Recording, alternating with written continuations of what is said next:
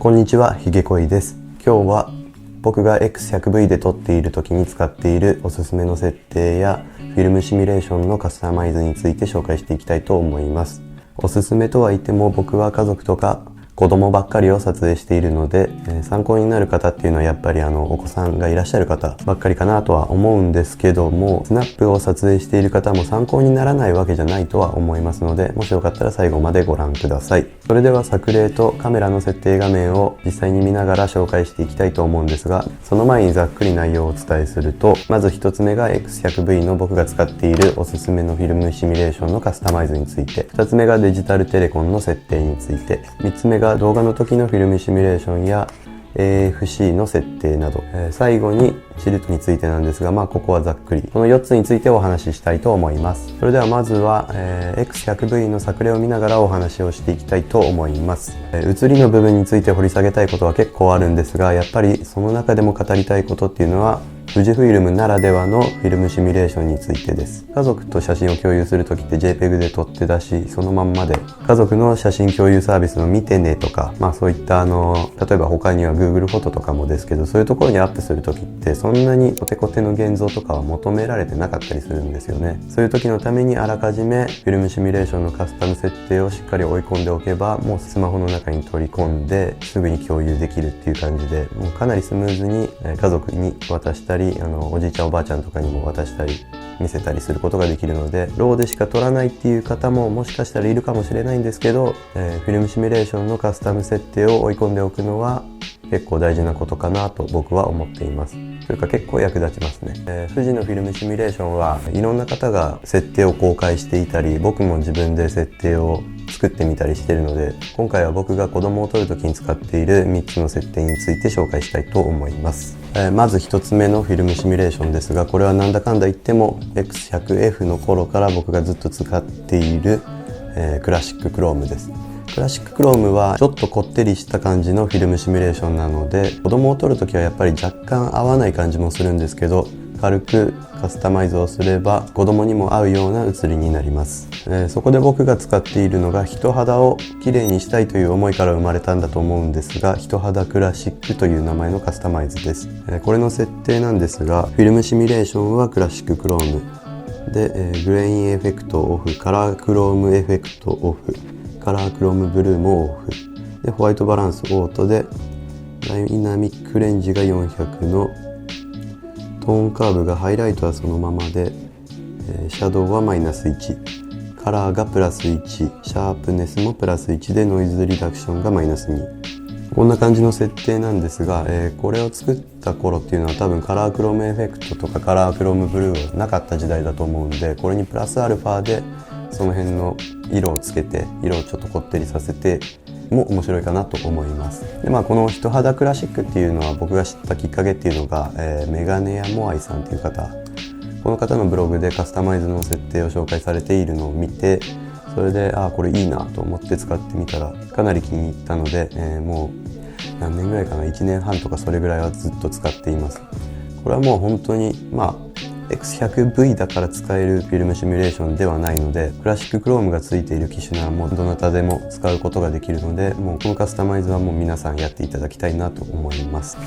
次に最近気に入っているカスタマイズがエテルナです。エテルナに僕がちょっと色をつけたカスタマイズなんですが、これが名前は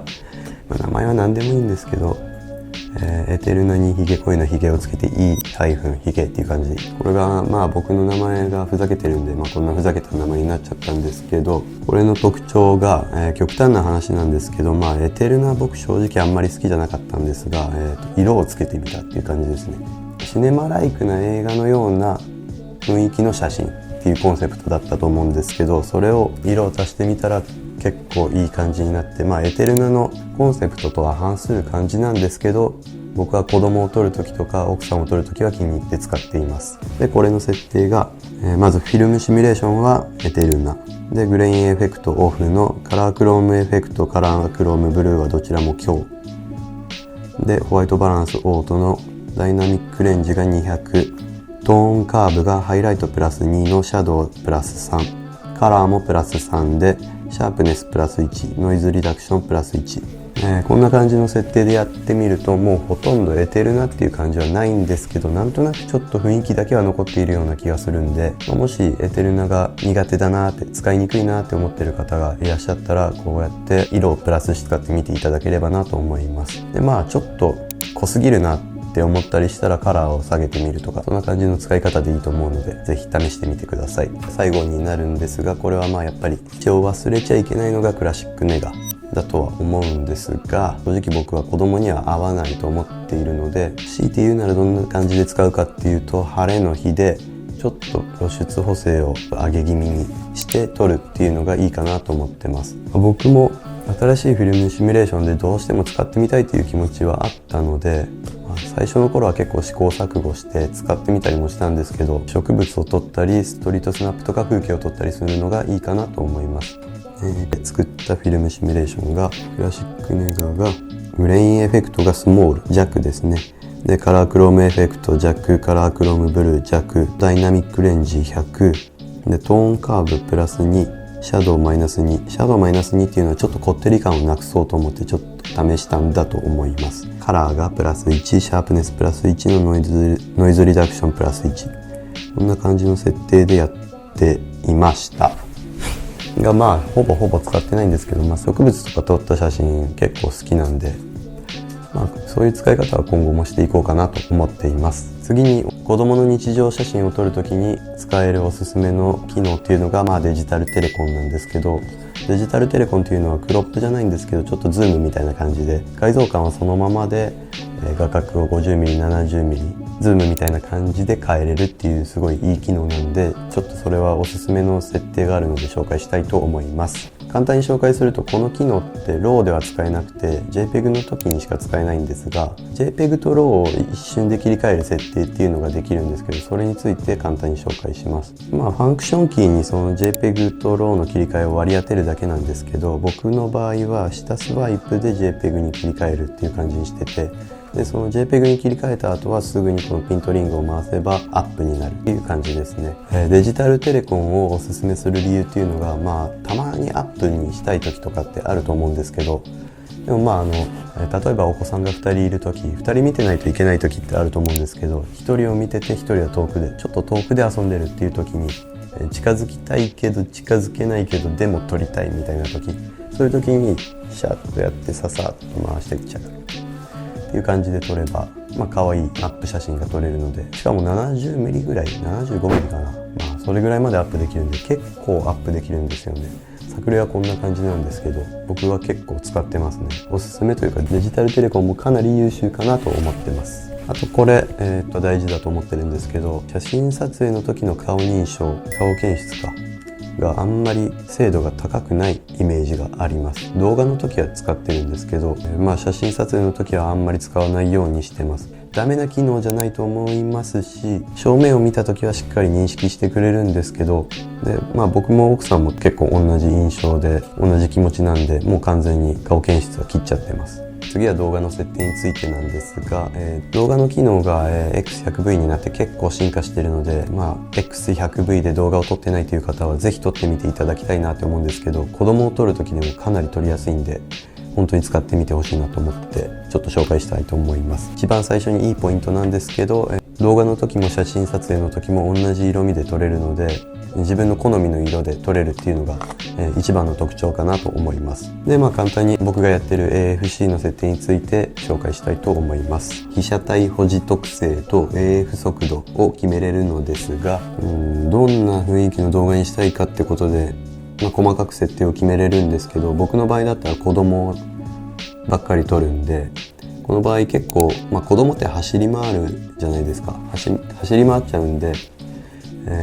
僕の撮りたいようには撮らせてくれないっていうのが大前提で、だから